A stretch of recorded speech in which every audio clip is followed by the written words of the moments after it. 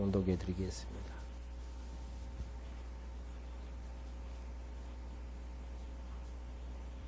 출애굽기 25장 3절부터입니다.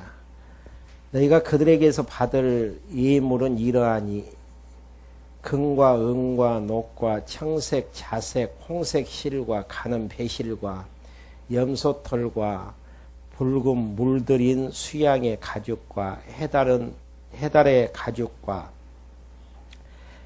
조각목과 등이와 간유에 드는 향품과 분향할 향을 만들 향품과 호마노이며 애복과 흉패에 물릴 보석이니라. 7절까지 봉독해 드렸습니다.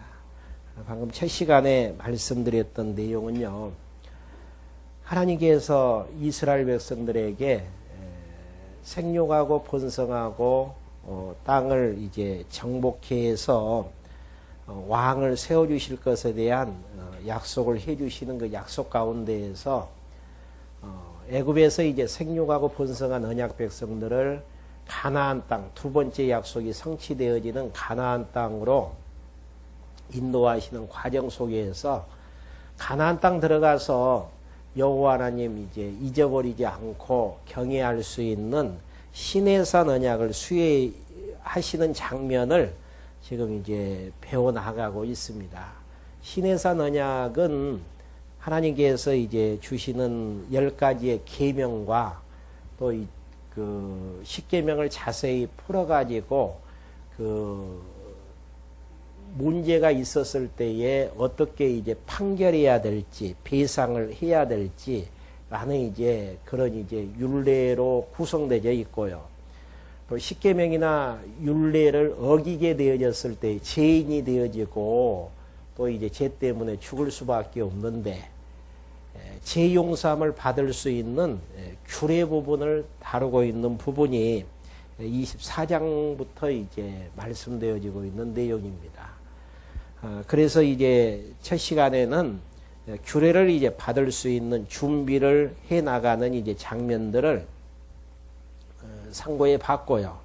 방금 봉독해 드렸던 이제 25장 내용부터는 하나님께서 이제 임재하시는 성막의 이제 규례를 수여하는 장면인데요. 성막에 이제 여호와의 이름을 두고 여호와 하나님께서 임재하시는데 끝나는 시간에 그 말씀 드렸잖아요. 성막에만 하나님께서 계시기 때문에 다른 지역에는 안 계시는가? 안 계신 곳이 없습니다. 그런데 특별히 이스라엘 민족의 중심에 있는 성막에 하나님께서 임재하신다라는 사실은 여호와 하나님께서 이스라엘 민족과 함께 하신다라는 표정이 될 수가 있고요. 또 그곳에 이제 제사를 드리게 되어졌을 때에 하나님께서 죄 용서해 주신다라는 가시적인 그런 이제 계시의 한 방편으로 이제 생각을 하시면 되어집니다. 이렇게 해서 성막을 만드는데 많은 이제 예물들이 이제 필요한 가운데에서 하나님께서 즐겁게 내는 자들에 대해 내는 예물을 받을 것에 대해서 말씀해 주고 있습니다. 우리 마음속에 즐거운 마음이라는 것은 출애굽게 하셨던 여호와 하나님만 잊어버리지 않는다면 가능한 부분들입니다. 우리가 이제 죄 가운데에서 구속을 받았고 죄 가운데에서 우리를 하나님께서 용서해 주심으로 하나님을 아버지라고 부를 수 있고 영원한 나라에 대한 기업을 하나님께서 은혜로 허락해 주셨다라는 사실, 이것만 이제 잊어버리지 않는다면은 우리 마음속에 즐거움과 기쁨, 행복한 마음은 이제 깃들 수밖에 없다라는 사실입니다. 그래서 그 3절부터는 예물의 이제 종류에 대해서 이야기를 하죠. 먼저 금과 은과 녹과 청색, 자색, 홍색 실과 가는 배실과 염소털과 붉은 물들인 수양의 가죽과 헤라 등 가죽과 조각목과 등이와 간유와 드는 향품과 분향할 향을 만들 향품과 호마노며 애복과 흉패에 물릴 보석이니라. 여기 보면은 이제 다양한 이제 금, 은, 놋, 가장 이제 귀하게 여기는 금이라든지 은이라든지 또 튼튼한 이제 놋이라든지 청색, 자색, 홍색 실들, 그리고 여기 보면은 그 5절에 조각목이 나와 있어요. 보통 이제 조각목 하면은 그 성막을 만들 수 있는 재료로서는 문제가 되어지는 이제 제목이 되어지죠. 근데 이제 우리 지금 개역 성경에는 조각목으로 번역이 되어 있지만은요, 바른 성경에 보면 아카시아 나무로 번역이 되어 있습니다. 그럼 아카시아 나무는 어떤 나무인지 여러분들 아시잖아요. 나무라든지 땔감으로도 쓰기가 힘든 건조한 지역에서 이제 자라는 나무인데, 조각목을 하나님께서 이제 그 여호와 하나님이 언약을 두실 수 있는 그런 이제 성막의 재료로 하나님께서 이제 제목을 이제 가지고 오실 것을 말씀하시는 장면입니다. 그러면서 8절부터 9절까지 내용은 이러한 이제 그 예물들을 가지고 와서 8절, 내가 그들 중에 거할 성소를 그들을 시켜 나를 위하여 짓되, 그러니까 여호와 하나님을 위하여 짓되, 물은 내가 내게 보이는 대로 장막의 식양과 그 가구의 기구의 식양을 따라 지을지니라. 여기서 식양이라는 용어 자체는 그 구조, 하나님께서 보여주시는 그런 이제 내용, 원형에 따라서 만들라라는 이야기죠. 그러니까 모형이나 마찬가지죠. 그러니까 여호와 하나님이 여호와 하나님의 이름이 있는 그 성막을 만드는 이제 구조라든지 여러 가지 이제 형태라든지 기능이라든지 여러 가지 내용들은 하나님께서 보여주시는 대로 하라는 거. 마음대로 만들지 말라라는 이야기예요. 그리고 이제 사용되어지는 제물도 다양한 내용에 의해서 되어지는 부분들이죠. 그러니까 우리가 이제 예배당을 갖다가 성전이라고 이야기를 해서 뭐 하나님 앞에 이제 그 드려지는 봉헌식으로 이제 하게 되어지는 것인데요.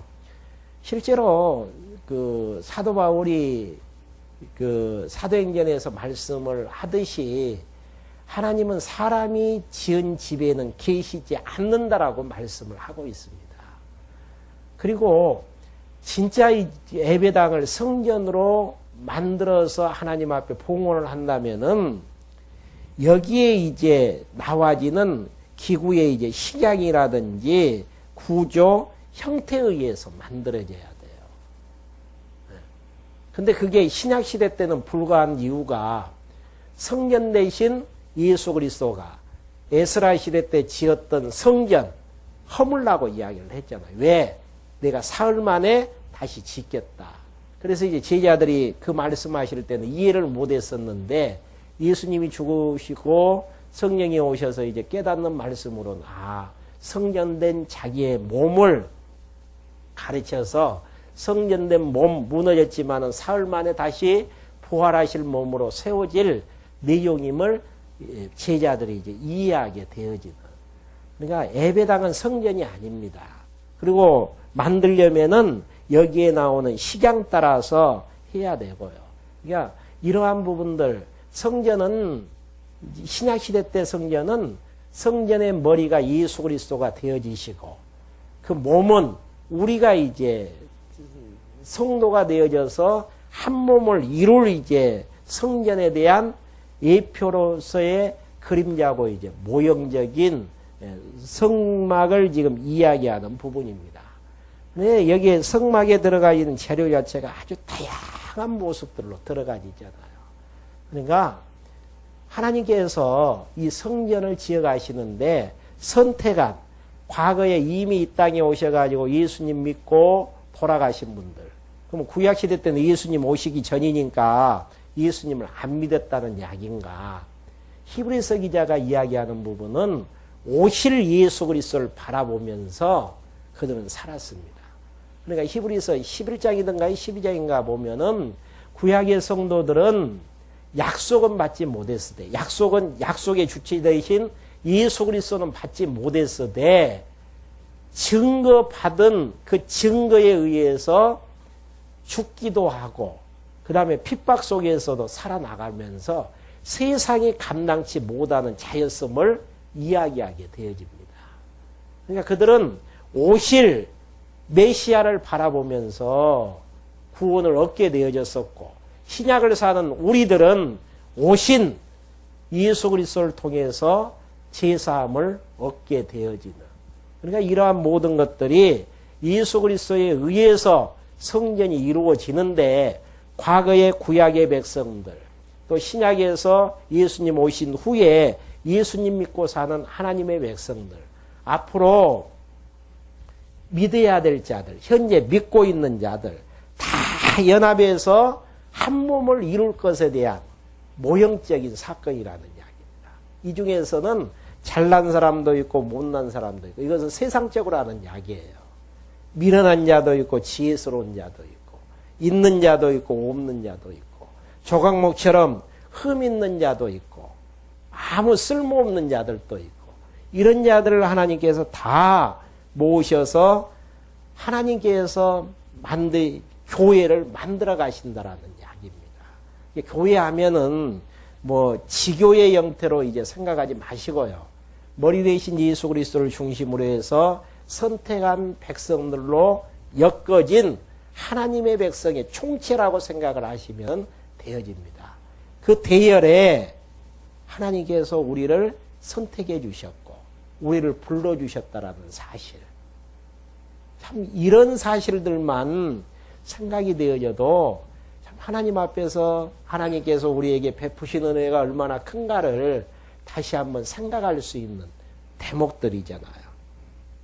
그러면서 10절부터 16절까지는 여호와께서 증거궤를 만드신 재료와 식양을 명하게 되어지시는 내용입니다. 그러니까 이제 증거궤는요,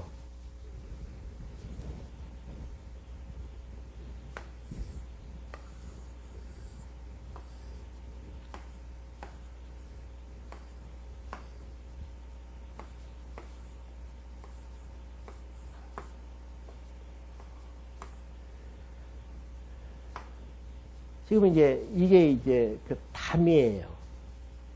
여기 입구로 이제 들어가면은 짐승을 가지고 와서 이제 네 발을 묶여서 잡을 수 있는 제단뿔, 그리고 거울 대용으로도 쓰고 또 손도 씻을 수 있는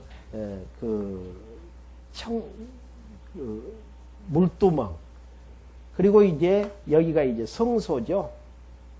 분향단이 있고 떡상이 있고 등대가 있고, 그 다음에 이제 여기가 휘장으로 막아졌거든요. 이제 곧 나올 거예요. 근데 여기가 지성소입니다. 지성소에 보면은 법궤를 놔둬요. 법궤 안에는 아론의 뭐 쌍난지팡이라든지 돌판, 이런 것들을 이제 간직하게 되어지는데요. 지금 이 법궤를 만드는 식양에 대해서 지금 말씀해 주십니다. 여기가 이제 성소고요.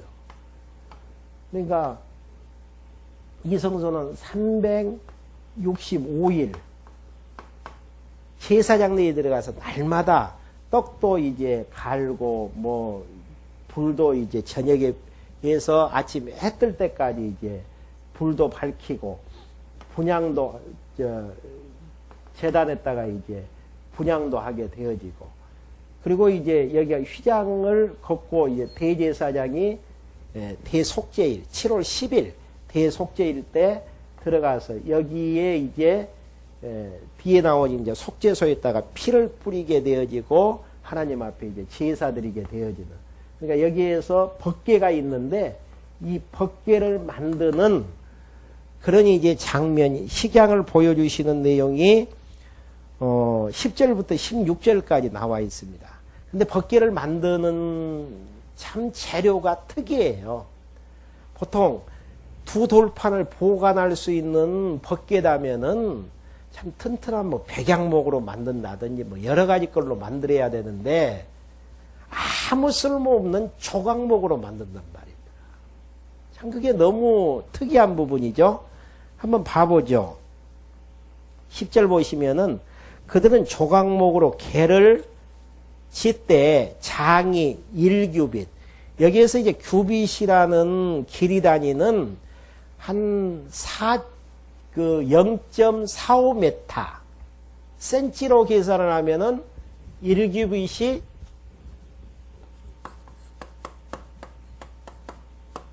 한 45cm. 이걸로 이제 계산을 하시면 되어지죠. 그러니까 4.5cm. 그리고 이제 메타로 계산했을 때는 0.45m 정도. 그걸로 이제 계산을 하시면 어느 정도 크기인가를 짐작할 수 있죠. 광이 1규빗 반, 고가 1규빗 반이 되게 하고, 너는 정금으로 그것을 싸되 그 안팎을 싸고 윗가로 돌아가며 금태를 누르고 금고리 넷을 부어 만들어 그 네 발에 달되 이편에 두 고리요 저편에 두 고리며 조각목으로 채를 만들고 금으로 싸고 그 채를 궤 양평 고리에 깨어서 궤를 매게 하며 채를 궤 고리에 깬 대로 두고 빼어내지 말며 그가 내게 줄 증거판을 궤 속에 둘지며. 그러니까 이제 여기에서 조각목이라는 그 아카시아 나무로 그 궤를 만드는데 보이면은 그 겉모습이 이제 볼품이 없잖아요. 그래서 그 겉모습을 지금 같으면 금으로 싹 싸라는 이야기예요. 실제로 대제사장이 법궤를 바라봤을 때는 조각목은 숨겨지고 금으로 이제 도금이 되어지던 휘황찬란한 금광채가 이제 나오게 되어지는 이런 모습들이 참 하나님께서 우리를 성전의 제목으로 삼으실 때에 우리를 이쁘게 만들어서 하나님께서 성전의 제목으로 삼으신 게 아니고 예수 그리스도의 의의 옷 입히셔서 우리를 의롭다고 하시면서 성전의 제목으로 만드셔서 성전을 이루어가게 하시는 하나님의 섭리. 그래서 이제 사도 바울이 그런 고백을 하잖아요. 고린도전서든가요. 가난한 그 약자를 택해서 강자를 부끄럽게 하고, 없는 자를 택해서 있는 자를 부끄럽게 하시는 하나님의 섭리에 대해요. 그러니까 우리가 이제 하나님 앞에 서게 되어졌을 때는 우리의 이제 조각목 같은 우리의 입장에서는 볼품이 없어요. 아무것도 아니에요. 그냥 땔감으로도 부족하다니까요. 아카시아 나무 걷어가지고 땔감 하는 사람 어디가 있어요? 소나무를 한다든지 뭐 여러 가지 이제 땔감할 수 있는 나무들은 많잖아요. 조각목으로서는 아카시아 나무로서는 실격이거든요. 근데도 금으로 이제 발라가지고 그렇게 성전의 제목을 삼듯이 우리도 마찬가지예요. 흠집 있죠. 단점 많죠. 또 하나님 경외하면서 산다고 하지만은 우리의 이속 취하면서 살아나가는 우리의 모습들이잖아요. 계산을 많이 하게 되어지고 어떤 게 나에게 유리하느냐. 이렇게 이제 약은 우리를 예수 그리스도의 의의 옷 입히셔서 성전의 제목으로 삼아주시는 하나님의 은혜와 사랑. 이거 생각하면은 참 하나님 앞에 우리가 하나님의 백성으로 살아나간다라는 거 하나님 앞에서 은혜의 감동 속에서 살아나갈 수밖에 없잖아요. 그러니까 똑똑한 사람들 부르고 지혜스러운 사람들 불러가지고 교회 이루어 나가는 것 아닙니다. 하나님이 하나님의 방법으로 못나고 세상에서는 흠집 많고 결집 많은 우리들을 하나님께서 부르셔서 하나님의 성전 만들어 가시는 하나님의 섭리. 왜 그러는가? 사도 바울이 그 고백하잖아요. 약할 때 곧 강함이라는 거. 내가 약하면 약할수록 능력 있는 하나님의 능력이 이제 강하게 드러나지는 거란 말입니다. 하나님이 우리를 왜 약하게 만드셨나? 왜 하나님께서 우리를 못나게 만드셨나? 그 이유는 내 자랑하지 말라라는 이야기예요. 사도 바울도 그런 고백을 하잖아요. 학문적으로 세상적으로 생각하면은 혈통을 자랑할 수도 있고 자기 출신 학교를 자랑할 수도 있고 여러 가지 것들을 자랑할 수도 있지만은 모든 것들 여호와를 그리스도를 아는 고상한 지식 때문에 모든 것들을 다 배설물로 여기게 되어지는 우리의 자랑은 다른 것 없어요. 우리를 의롭다고 하시는 하나님 이외에 자랑은 아무것도 없단 말입니다. 사도 바울도 자기 자신의 자랑은 십자가 외에는 없다라고 이야기하지 않습니까? 왜? 십자가가 자기의 모든 죄를 용서함 받게 했고 자기를 의롭다고 칭해 주시는 은혜가 있었기 때문이라는 이야기입니다. 그러니까 우리는 약하면 약할수록 나에게서 하나님의 영광이 더 선포되어지는 것인데 우리는 우리 자신을 이제 강하게 만들어서 나를 내 이름을 드러내려고 하는 그런 이제 우를 범할 때가 있죠.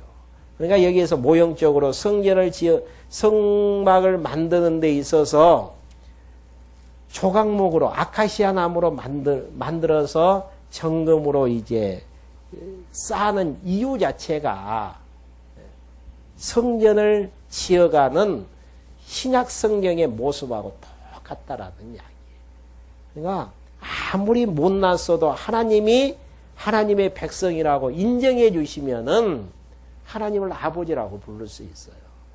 그러지만은 아무리 세상적으로 잘났다고 할지라도 하나님께서 의롭다고 칭해 주시지 아니하면은 하나님을 아버지라고 부를 수 없는 거라는 이야기입니다. 하나님 앞에서 나라는 존재가 어떠한 존재인가를 알면은 하나님 경외 안 할래야 안 할 수 없죠. 약하면 약할수록 더 힘바람 나는 것이고 왜? 하나님의 능력의 영광이 나를 통해서 드러나지기 때문이라는 것입니다. 그러니까 우리는 약했을 때 강한 거라니까요. 근데 우리는 내 자신을 강하게 만들어서 더 강하게 보이려고 하는 데에서 하나님의 뜻하고 내 뜻하고는 항상 상충될 수밖에 없는 부분들이죠. 그러면서 17절부터 22절까지 여호와께서 속죄소를 만드는 재료와 식양을 명하시는 속죄소가 뭐냐면은요. 지금 여기가 법궤가 있었을 때에 이 안에는 두 돌판이 들어가죠. 십계명이 들어가진단 말입니다. 십계명은 정죄 기능이 있어가지고 도리어 십계명을 지켜서 구원을 얻게 하시는 섭리가 아니고 죄인인데도 죄인인 걸 깨닫지 못하니까 도덕질하지 말라. 그렇게 십계명을 줘요. 도덕질을 하는 것을 통해서 아 내가 죄인이구나. 죄가 제 대계에서 어떻게 하려고 하는 심사인가 죽이려고 하는 부분이란 말입니다. 그러니까 이것 보면은 우리는 죽을 수밖에 없죠. 보지 못하게끔 뚜껑이라고 생각하면 돼요. 덮개. 속죄소를 금판으로 만들어서 여기에다가 이제 피를 뿌린단 말입니다. 1년에 한 번 7월 10일 날 대속죄일 때 대제사장이 들어가서 피를 뿌리게 되어졌을 때에 하나님께서 대제사장 죽이지 아니하면 1년 동안 평화가 넘쳐요. 근데 대제사장을 죽였다? 그러면 지금까지 모든 제사가 흠 있는 거, 문제 있는 걸로 드렸다라는 이야기예요. 그러면은 그때부터 이제 기근이 있게 되어지고, 막 흉년이 있게 되어지고, 어려움이 있게 되어진단 말이에요. 그럼 빨리 이제 대제사장 또 다시 이제 장례 치르고 또 들어가서 또 이제 제사를 드리게 되어지는. 그러니까 율법의 두 돌파를 보지 못하게끔 덮는 덮개로 생각하시면 되어지고요. 여기 위에 이제 대제사장이 들어가서 피를 뿌리게 되어지는 이 판 자체가 속죄소라고 생각을 하시면 되어집니다. 어떻게 만들어가는지 17절부터 한번 봐보죠. 정금으로 속죄소를 만들 때 장이 2규빗 반, 광이 1규빗 반이 되게 하고 금으로 그룹 둘은 그 천사의 모습, 날개를 펴서 천사의 모습을 하고 있는 내용이 그룹이라고 생각하시면 되어집니다. 속죄소 두 끝에서 쳐서 만들되 한 그룹은 이 끝에 한 그룹은 저 끝에 곧 속죄소 두 끝에 속죄소와 한 덩이로 연하게 할지며 그룹들은 그 날개를 높이 펴서 그 날개로 속죄소를 덮으며 그 얼굴을 서로 대하여 속죄소를 향하게 하고 속죄소를 개 위에 얹고 내가 내게 줄 증거판을 개 속에 넣어라. 증거판이라는 건 두 돌판을 이야기하는 것이죠. 거기서 내가 너와 만나고 속죄소 위에 곧 증거계 위에 있는 두 그룹 사이에서 내가 이스라엘 자손을 위하여 내게 명할 모든 일을 내게 이르리라. 이게 대제사장이 7월 10일 짐승의 피를 가지고 속죄소에 와서 그 위에다가 이제 붓게 되어졌을 때에 그곳에서 하나님께서 명할 모든 일들을 내게 이르게 해 주시겠다라는 거. 그러니까 죄를 덮는다라는 의미가 속죄소의 의미입니다. 그러니까 율법대로 이제 율법이 살아있으면은 우리는 정죄당할 수밖에 없다니까요. 그리고 죄인 될 수밖에 없고 사망의 길로 갈 수밖에 없고.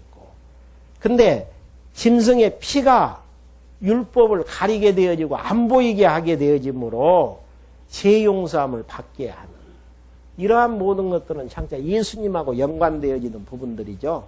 예수님께서 율법대로 이 땅에 오셔서 십자가에 정죄받아서 죽으시잖아요. 그리고 다시 사흘 만에 부활하심으로 우리를 의롭다고 해주시는 하나님의 은혜와 은총. 그러니까 우리는 죄는 있어요.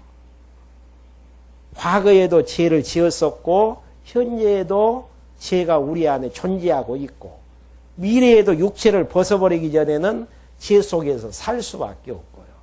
그런데 어떻게 하나님을 향해서 거룩한 백성으로 아버지라고 부를 수 있나? 그 이유는 다른 게 아니다니까요. 예수 그리스도의 피가 우리의 모든 죄를 덮어버리는 데에서 의롭다고 칭해주는 데에서 그래서 대속이라고 하죠. 대신 우리의 죄를 속해 주셨다라는 의미에서 그게 이제 타종교하고 다른 점이라니까요. 타종교는 내가 내 죄를 없이 하는 작업들이에요. 그래서 얼마나 많은 고행을 합니까? 여러분들이 이제 스님들이 열반에 들어가게 되어지면은 자기들 용어예요. 사리가 나온다고 하죠. 이제 태우게 되어지면은 그게 고행의 흔적이랍니다. 얼마나 고행을 하느냐에 따라서 사리가 많이 나와져요. 그러니까 어떤 이제 스님 같은 경우는 누워서 자지 아니하고 막 앉아가지고 잠을 잔다든지 얼마나 고통스러워요. 자기의 죄를 없이 하기 위해서. 루터도 그랬다고 하잖아요. 네. 고행을 통해서 죄 용서함을 받으려고 하다가 믿음으로 의롭게 되어진다는 것을 통해서 종교개혁을 일으키게 되어지는. 우리는 진짜 행운아예요. 불교에 입문한 사람들 어떻게 하면은 죄에서 용서함을 받을까? 윤회에서 거기에서 이제 해탈을 할까 해가지고 얼마나 많은 덕을 쌓아야 되고 고행을 통해서 죄를 속해야 됩니까? 천주교도 마찬가지예요. 천주교의 논리 자체는 예수님을 믿기 전까지는 예수님이 죄 용서해 주시고 예수님을 믿은 다음부터는 고해성사를 해야 되고 고해성사를 통해서 신부가 예를 들어서 이러이러한 보속을 하라고 했을 때에 그 보속을 통해서 죄 용서함을 받게 되어지는. 죄 지을 때마다 그 일을 해야 된단 말입니다. 그냥 약삭 빠르죠. 어떻게 과거의 죄만 용서해줘요. 미래의 죄는 용서해주지 않고. 근데 우리는 거저 하나님의 은혜로 과거에 지은 죄, 현재 짓고 있는 죄, 미래의 지을 죄까지 다 용서함을 받게 되어졌는가. 그래서 은혜의 종교란 말입니다. 그래서 사도 바울이 교회론을 이야기하면서 찬송하리로다 하면서 에베소서 1장 내용을 시작하지 않습니까? 그러니까 이 은혜만 깨달아진다라고 생각이 되어지면은 날마다 하나님 만입 가지고도 하나님 찬송하면서 살아나갈 수 있는 부분들이죠. 구약에서는 예수 그리스도가 우리 죄를 위해서 용서해 주실 것, 그 피로 우리의 죄를 가리워 주실 것을 1년에 한 번씩 모형적으로 속죄소 만들어가지고 거기다 피 뿌리는 작업을 통해서 해마다 해야 돼요. 그리고 문제가 되어지면 다시 해야 되고. 이런 이제 모형적인 내용들을 예수 그리스도가 다 우리 죄를 가리워 주셨다라든가. 죄가 없어서 우리가 하나님 앞에 의인이 되어진 게 아니고 예수 그리스도의 피로 우리의 죄를 가리워 주시는 데에서 우리가 하나님 앞에서 의인 되어진다라는 사실입니다. 그러면서 23절부터 30절까지 여호와께서 상을 만드는 재료와 식양을 명하게 되어지십니다. 상, 이 부분이죠. 지금 그 지성소에 그 법궤 만들었고 법궤를 덮는 속죄소 만들었고 그 다음에 이제 성소에서 365일 동안 제사장 족속들이 들어가서 하나님 앞에 제사를 드려야 되는데 여기에 떡상을 놓습니다. 떡상. 12지파이기 때문에 12떡을 놔야 되는데 6개씩 두 줄로 이제 떡상을 놓는데 이 떡상을 만드는 식양에 대해서 지금 설명하는 부분이 23절부터 나옵니다. 한번 봐보죠.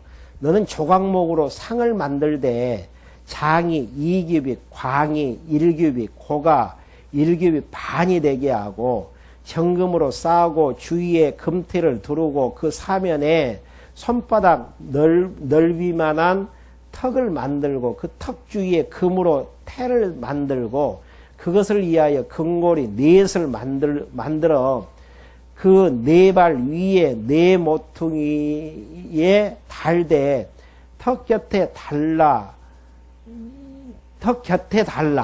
이는 상멜 채를 깰 곳이며 또 조각목으로 그 채를 만들고 금으로 쌓아. 그러니까 조각목은 그 목재로서의 효능이 없기 때문에 그걸 이제 엮어서 금으로 이제 쌓라고 명하는 부분이죠. 상을 그것으로 밀 것이니라. 너는 대접과 숟가락과 병과 붓는 잔을 만들되 정금으로 만들지며 상에 진설병을 두어 항상 내 앞에 있게 할지니라. 그러니까 떡은 항상 하루에 한 번씩 하나님 앞에 김 모락모락하는 떡. 그걸 통해서 왜 이제 날마다 제사장들이 떡을 갈게 되어지는가. 출애굽게 하셨던 여호와 하나님을 떡을 갈고 항상 있게 되어지는 걸 통해서 하나님을 다시 한번 잊어버리지 않고 기억해 하시려는 섭리의 내용. 이런 부분들은 장차 예수 그리스도가 이 땅에 오셔서 생명의 떡으로 우리의 영혼의 양식이 되어주실 모형과 그림자적인 사건의 내용들입니다. 이런 부분들이 계속 하여튼 하나님께서 명하신 대로 성막 만들고 떡 날마다 제사장들이 만들어서 진설병으로 해서 내놔야 돼요. 그런 이제 구체적인 작업들을 통해서 여호와 하나님을 이제 경외케 하시려는 섭리의 내용들이죠. 그러면서 31절부터 40절까지 여호와께서 등대를 만드는 재료와 식양을 명하십니다. 여기 보면은 떡상 반대편에 등대가 있어요. 그래서 이 안을 환하게 항상 이제 켜게 만들죠. 그러니까 저녁부터 해서 아침까지 어두울 때에 이 안이 환하게 이제 비치게 하는 등대. 그 내용이 이제 31절부터 이제 나오고 있는데요.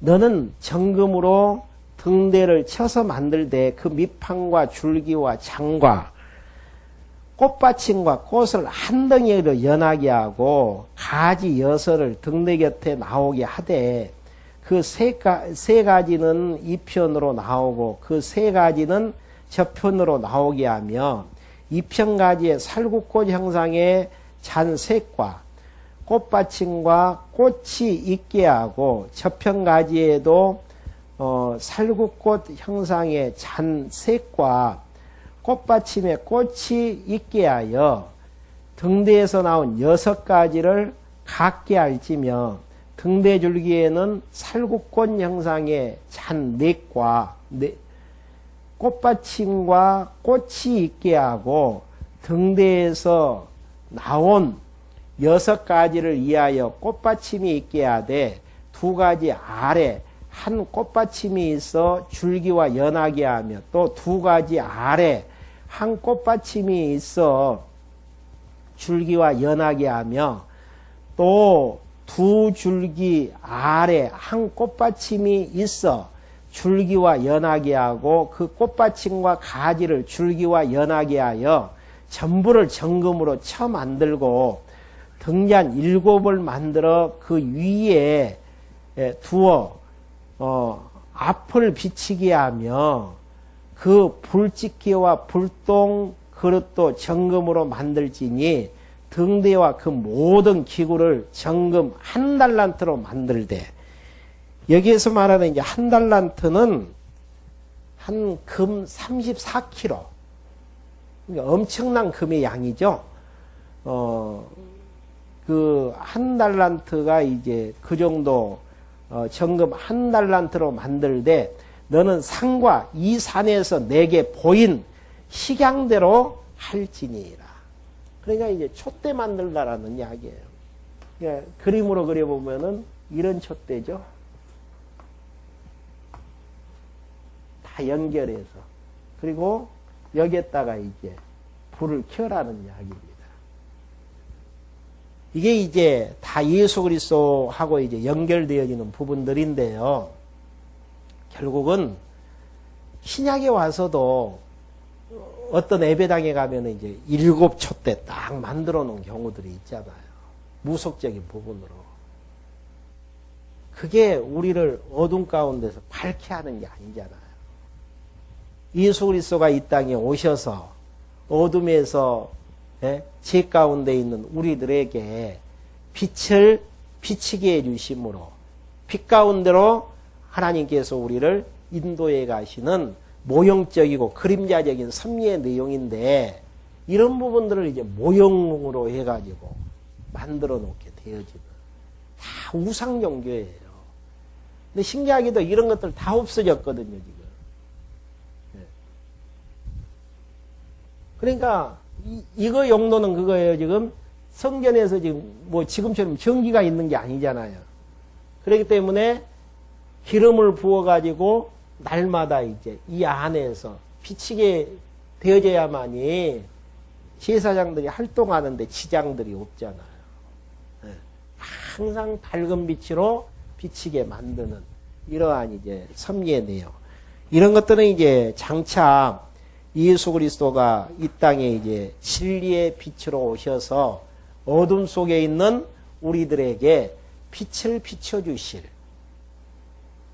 모형이고 그림자고 예표로서의 내용들인데 이런 부분들을 이제 실제로 이제 만들어 가지고 형상화 만드는 작업들. 그 다음에 이제 26장 1절부터 이제 6절까지의 내용은요, 모세에게 성막의 앙장을 만드는 재료와 식양을 명하신. 앙장이 뭐냐면은 덮는 휘장이에요. 이 위에가 이제 텅 비어 있잖아요, 지금. 하늘이 보이잖아요. 여기 위를 덮는 이제 휘장이라고 생각을 하시면 되어지고요. 그 다음에 한 장으로만 덮은 게 아니고 2장, 3장을 이제 뒤에 보면은 덮개를 이제 덮게 되어지는, 텐트를 치게 되어지면 이 덮개를 이제 덮은 것처럼 그렇게 이제 하는 작업들이죠. 그러니까 앙장이라는 것은 덮는 휘장을 말한다라는 거.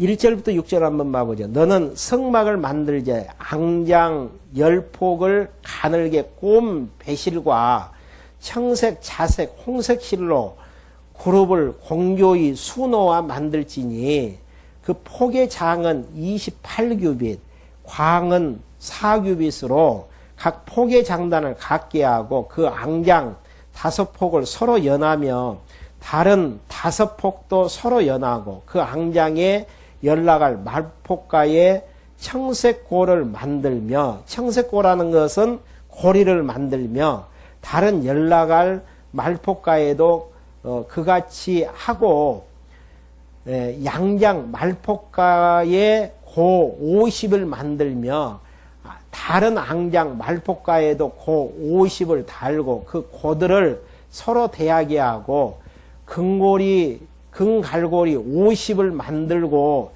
그 갈고리로 앙장을 연합하여 한 막을 이룰지며, 여기에서 중요한 것은 한 막을 만들라는 거, 한 막.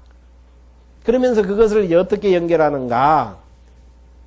6절 보면은 금갈고리 50을 만들고 그 갈고리로 앙장을 연합해서 한 막을 이루라는 거. 그러니까 한 막을 이루는 연결고리는 뭐냐면은 금고리와 연결되어졌을 때 가능하잖아요.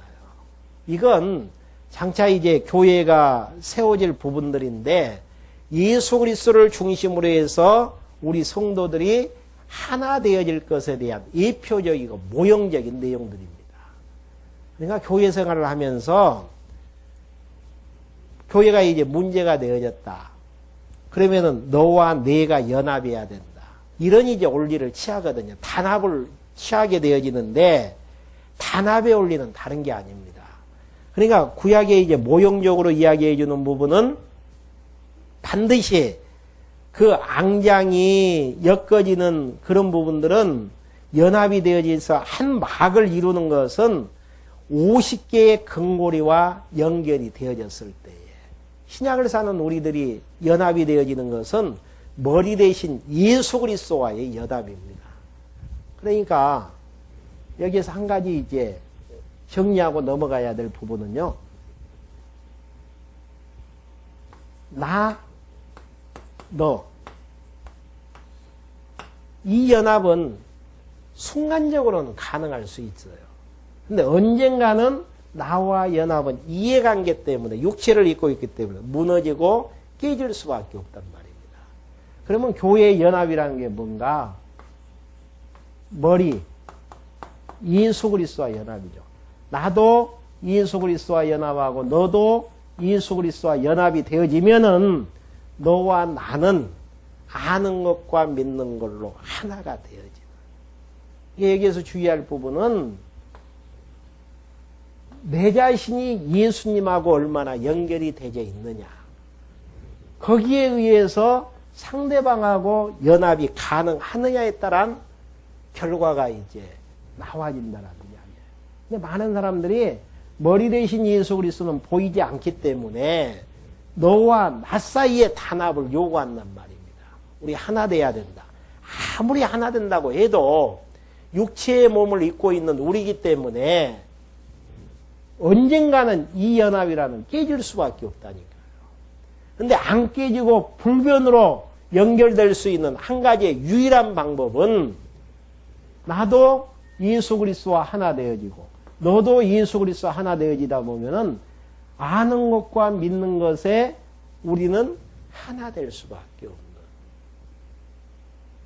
이 원리대로 지키지 아니하면 교회는 절대 하나 되어질 수밖에 없는. 예수님하고 나는 잘 연합이 되는데 너하고는 연합이 안 된다. 그건 좀 이상한 부분이에요. 너하고 나하고 왜 연합이 안 되어지고 하나가 안 되어지는가? 전제가 있어요. 내가 머리 대신 예수 그리스도하고 단절되어졌다든지, 너가 예수 그리스도하고 단절되어졌다든지, 그런 데에서 너와 나의 연합이 깨지는 부분들이란 말입니다. 어떻게 머리 대신 예수 그리스도와 하나가 됐는데 너와 나의 연합이 이루어지지 않겠습니까? 아는 것과 믿는 것이 같은데, 진리를 따라서 살아나가는 목표점이 같은데, 진리를 따라서 살아나가는 상대방하고 연합이 안 되어진다는 게 문제가 되어지는 부분들이죠. 그러니까 이게 1번이에요. 항상 점검해야 될 것은 상대방하고 가까이 하려고 하지 말고 머리 대신 예수 그리스도하고 가깝게 되어져서 연합이 이루어지다 보면은 상대방을 안을 수도 있고 이해할 수도 있고 포용할 수도 있는 거라니까요. 근데 머리 대신 예수 그리스도하고 연합이 안 되어진 상태에서는 너와 나의 단합이라는 것은 아무리 견고히 세워놔도 얼마 안 가서 무너져 나갈 수밖에 없다라는 사실. 지금 그 이야기를 하는 거란 말입니다. 이 앙장 하나의 막이 되어져야 되는데 50개의 근고리하고 연결되지 아니하면은 하나의 막이 되어질 수 없단 말입니다. 신약을 사는 우리의 모습들은 머리 대신 예수 그리스도와 하나 되는 작업들. 그러니까 머리 대신 예수 그리스도, 예수가 그리스도라는 진리 좋아서 내가 신앙생활을 하게 되어지고 상대방도 예수가 그리스도라는 진리 좋아서 신앙생활을 하게 되어지면은 너와 나는 하나로 엮어질 수밖에 없는, 생각이 같고 방향이 같은데 목표점이 같은데 어떻게 하나가 안 될 수 있겠습니까? 그러니까 우리가 점검을 해봐야 될 부분은 왜 저 사람하고 나하고는 하나가 안 되어질까? 왜 자꾸 충돌이 있을 수밖에 없나? 그러면은 내가 먼저 머리 대신 예수 그리스도하고 지금 하나가 되어 있는가? 이걸 먼저 점검을 하시라는 이야기입니다. 그래서 그리스도와 회복이 되어지고 너도 그리스도와 회복되어지면은 너와 나는 하나로 엮어질 수밖에 없는, 한 몸으로 될 수밖에. 왜? 머리 대신 예수 그리스도의 통치를 나도 받고 너도 받는데 똑같은 머리에서 오른손 왼손이 조화를 안 이룰래야 안 이룰 수가 없잖아요. 두 발이 조화를 안 이룰 수가 없잖아요. 근데 내성마비는 따로 놀잖아요. 왜? 머리의 지정이 잘 안 내려가기 때문에. 이 원리예요, 지금. 이게 늦더라도 이 방법으로 해야 돼요.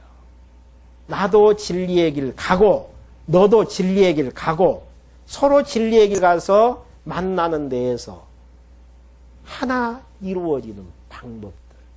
그러니까 이제 머리 대신 예수 그리스도 잘라버리면은 방법론뿐이 안 나와요. 방법론밖에. 진짜 방법론밖에.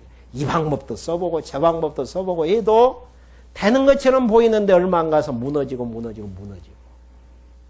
근본적인 원리는 근골이 50개하고 연결만 되어지면 한막이 되어지듯이 머리 대신 예수 그리스도와 나도 연결되어지고 너도 연결되어지고 연결되어지면 머리 대신 예수 그리스도의 통치를 받는다라는 이야기 아니에요. 그러면 한 뜻으로 지령이 내려와 지지 않겠습니까? 그러면 너와 나는 하나 되어져서 한 길 갈 수밖에 없다. 다음 시간에 계속해서 7절부터 강론해 드리겠습니다. 기도하시겠습니다. 영원하시고 자비로우신 여호와 하나님 아버지, 베푸신을 생각할 때 진심으로 감사함을 드립니다.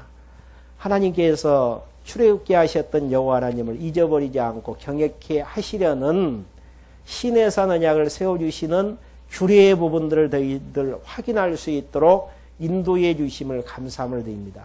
구약시대 때는 짐승의 피를 통해서 언약을 세우셨던 하나님께서 신약시대를 살아나가는 저희들에게는 새 언약으로 예수 그리스도의 피를 통해서 언약을 세워주시고 죄 용서함을 허락해 주시며 다시는 죄를 기억지 않게 해주시겠다라고 말씀해 주심을 감사함을 드립니다. 저희들 어리석어서 욕심 때문에 여호와 하나님 잊어버리고 방황하지 않는 저희들 될 수 있도록 할만하시거든 날마다 일용할 양식 허락하여 주셔서 여호와 하나님 바로 알고 경외해 나가는 하나님의 백성으로 인도해 주시옵소서. 예수 그리스도의 이름으로 기도했습니다. 아멘.